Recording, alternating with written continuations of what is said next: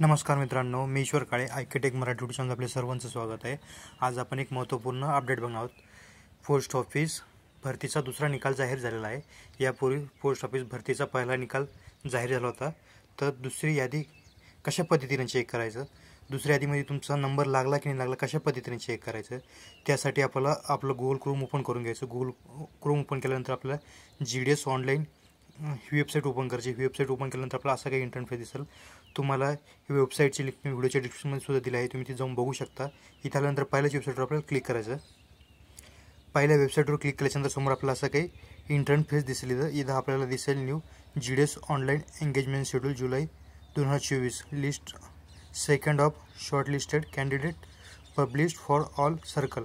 म्हणजे आता सगळ्या सर्कलची जी सेकंड यादी ती जाहीर झाली आहे, एक्सेप्ट हरियाणा आणि जम्मू काश्मीर ह्या आणखीन बाकी आहे।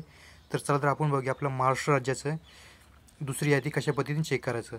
त्यासाठी सुरुवातीला इथं बघू शकता तुम्ही, इथे तुम्हाला असं काही इंटरफेस दिसेल न्यू GDS ऑनलाईन एंगेजमेंट, यावर आपल्याला क्लिक करायचं। म्हणजे इथं खाली आपल्याला इथं क्लिक करायचं।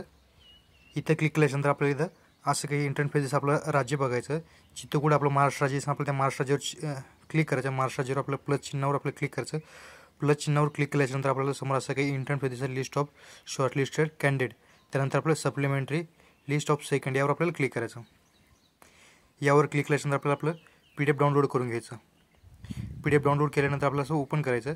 तुम्ही इथं बघू शकता या PDF मध्ये तुम्हाला इथं तुमचं डिव्हिजन दिसेल। म्हणजे डिव्हिजनमध्ये तुम्हाला तुमच्या इथं जिल्हा दिसेल, त्यानंतर ऑफिस दिसेल, त्यानंतर पोस्ट ऑफिस नेम दिसेल, पोस्ट कम्युनिटी, इथे तुम्हाला तुमची कॅटेगरी वाईज रिझल्ट दिसेल। तुमची कॅटेगरी कोणची आहे ते तुम्ही इथं बघू शकता। इथं तुम्ही फॉर्म भरताना तुम्हाला रजिस्ट्रेशन नंबर भेटला, तो रजिस्ट्रेशन नंबर दिसेल। टक्के ऑफ मार्क ऑब्टेन, म्हणजे किती टक्क्यावर सिलेक्शन झालेलं आहे सेकंड यादीमध्ये हे आपल्याला दिसेल।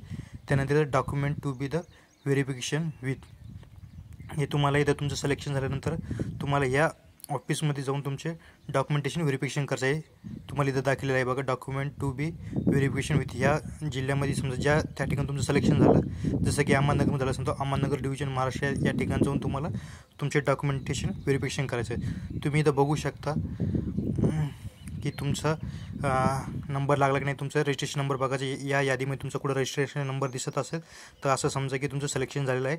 सिलेक्शन झाल्यानंतर तुम्हाला तुमच्या ऑफिस म्हणजे documentation to be the verified with जो कोणता तुमचा जिल्हा असेल तुम्हाला ते तुमचे डॉक्युमेंट व्हेरिफिकेशन करायचे आहे।